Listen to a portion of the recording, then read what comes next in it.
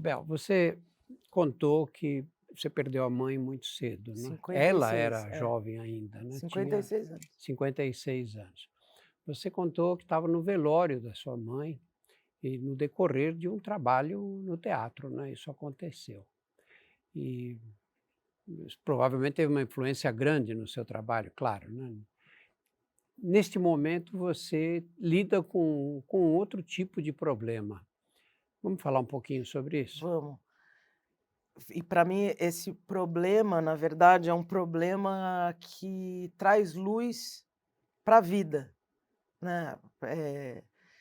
Porque a minha mãe, ela quando faleceu, ela faleceu de câncer e ela teve câncer em vários lugares ao mesmo tempo. E eu então sempre fui uma pessoa muito preocupada com isso, você sabe, eu sempre fiz assim, eu tinha 33 anos e agora eu tenho 49. Eu sempre quis fazer check-ups e muito mais exames do que se precisava, eu sempre fiquei: "Meu Deus do céu, eu vou ter", sabe, era como eu pensei até um dia eu tenho que fazer a Geni de toda a nudez, porque ela está sempre achando que tem um carocinho em algum lugar, e aí a minha médica, ginecologista, ela me indicou para fazer um exame, um sequenciamento genético, né, um exame genético. E eu fiz. E eu descobri a síndrome de Li-Fraumeni. Li-Fraumeni é uma síndrome que eu vou explicar para você, doutor Drauzio, o que que é o Li-Fraumeni. Explica Li-Fraumeni, didaticamente. didaticamente, é o seguinte, é uma síndrome que foi descoberta há relativamente pouco tempo. São pessoas que não têm um componente no corpo chamado É um TP53, gene, né, é é um um gene, gene. né, que esse gene protege o corpo do câncer. Assim eu entendo, eu imagino todos os meus TP53 Na bom, invisíveis e ausentes. do ponto de vista técnico é assim, você tem um gene, que é o gene P53, todos nós temos, e é um gene fundamental para manter a integridade do genoma. Algumas pessoas nascem com mutação nesses genes, e aí ficam sujeitas a ter vários tipos de câncer. E por isso que vem vários tipos ao mesmo tempo e é tudo muito rápido. Quando eu descobri isso, que foi em 2020, eu levei um susto num primeiro momento.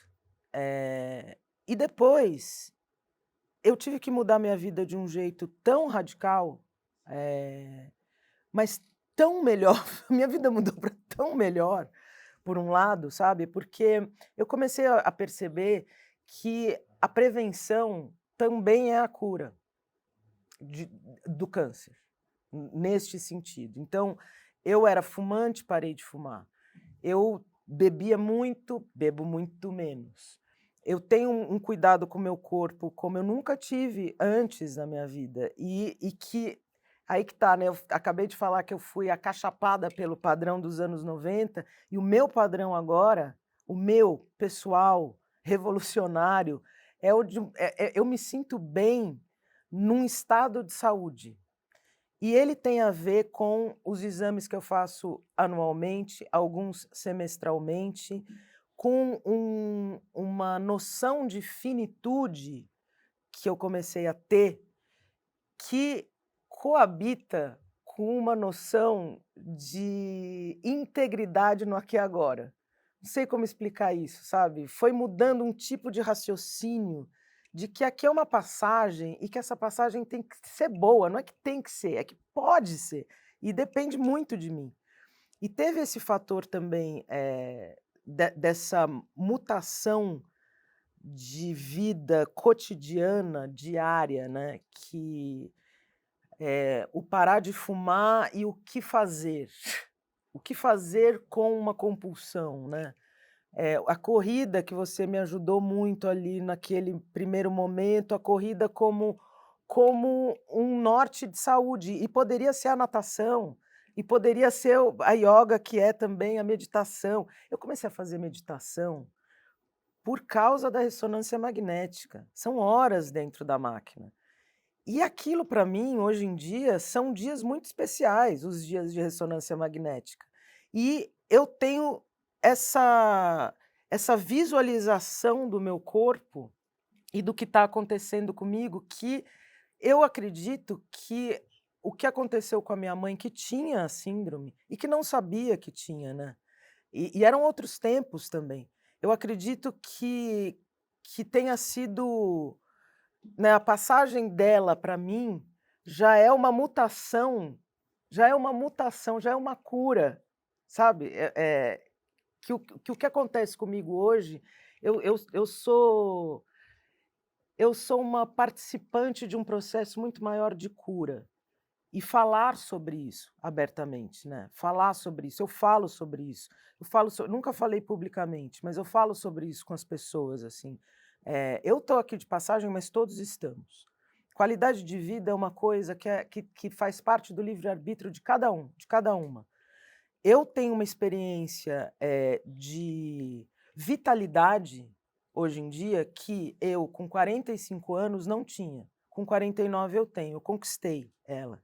E que é uma postura com o mundo mesmo, é uma postura de o dia nasceu, sabe, de eu estou aproveitando esse aqui agora. Às vezes não é simples, às vezes não é simples, né, existem milhões de outros fatores que podem dar uma derrubada na gente, sabe, mas Sempre, como né? mesmo você me disse, assim, eu acredito muito nisso, né, esse o exercício físico, por exemplo, como um norte, né, e o exercício físico, você precisa de um tênis. Eu saí falando isso, Drauzio, que você só precisa do tênis. Você pega a corda, põe o tênis e desce na rua. E aí eu falei isso uma vez, falei: "Mas e se a pessoa não tem dinheiro nem para comprar um tênis?" E agora na última São Silvestre tem gente que corre descalço, entendeu? Te A Bel correu 2 São Silvestre. 2, e Para quem quero era correr a terceira. sedentária, Não, nada mal. sedentária e fumante.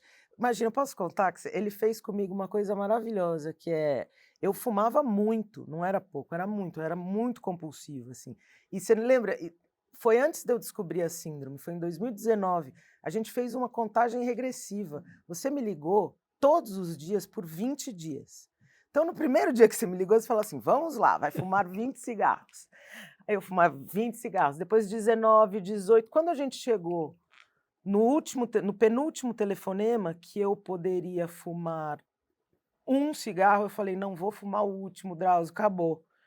E isso para mim foi uma conquista, né, uma conquista, eu acho que a gente conquista faz bem pra gente, né, você coloca uma meta, que seja parar de fumar e vive o dia, você coloca uma meta que seja sair de um vício e vive o dia, né. Poxa, tá aí todo mundo que saiu de um vício pesadíssimo, como o alcoolismo, por Você exemplo. fumou quantos anos?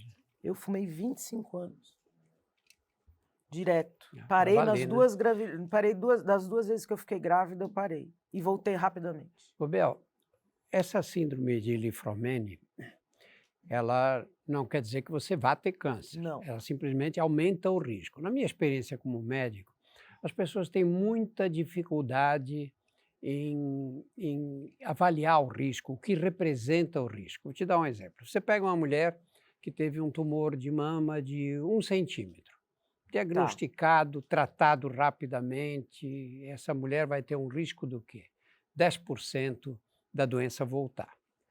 Mas as mulheres ficam absolutamente apavoradas. Elas passam a viver, elas se operam, estão curadas, 90% delas, mas elas ficam com aquela preocupação toda. Às vezes, geralmente, é uma mulher com mais de 50 anos, e eu digo para elas: olha, o risco dessa sua doença voltar é abaixo de 10%. O risco de você ter um ataque cardíaco ou um derrame cerebral é de 30%. Então você tem que estar preocupada com o coração e não com o câncer de mama. Para você, essa avaliação de risco, como é que você sente isso? Com uma ameaça Hum. permanente ou com Não, eu uma... tô com o Guimarães Rosa, entendeu? Viver é muito perigoso, é muito perigoso. E é isso, isso é fato. Eh, eu tenho na minha cabeça, assim, que eu estou em risco, não só pelo Lifeline, mas a mágica que me acontece é essa consciência ter me trazido tanta vida. E assim, a minha geneticista diz, que trata do Lifeline, ela diz que muitas pessoas vivem muitos anos com a consciência da síndrome. A síndrome não é uma doença, né, ela é um alerta, ela é um ponto para você ficar em alerta. Eu, como falo muito da síndrome, conheço pessoas que não fazem check-up por medo. É. E Eles assim, falam: "Quem procura, quem acha". procura acha, é uma coisa que está arraigada na nossa sociedade, e eu tô num lugar que, assim, eu quero quando eu entro naquela ressonância, eu quero ver tudo, sabe, eu Olha, quero que para quem não conhece a ressonância que se faz nesses casos, ressonância magnética, é do corpo inteiro, porque são vários tipos de tumor que podem aparecer em várias localizações. E o aparelho da ressonância, primeiro, é um tubo. Muita gente tem que anestesiar é. para poder fazer a ressonância, né. E o barulho é infernal, porque ele tem um barulho metálico, assim, à medida que o tubo se movimenta. Quanto tempo leva a ressonância que você Olha, faz? essa do corpo inteiro eu faço 3 ressonâncias, faço mamas, faço crânio e faço corpo inteiro, faço tudo agora, Drauzio, eu tô fazendo as 3 no mesmo dia, então eu vou entrando num transe. A de corpo inteiro demora 1h40 e as 2 outras 40 minutos, mais ou menos. Então eu passo uma tarde dentro da máquina e eu escuto música, às vezes eu não escuto nada. Eu descobri que esse som não é radioatividade, né, Não. são ondas vibracionais que se chamam Tesla. Eu fui estudar o Tesla, quem foi o Tesla? Então tem toda, né, eu acho que a gente faz malhas na nossa vida, né, então assim, essa minha nova essa minha nova condição fez com que eu conhecesse pessoas muito interessantes também.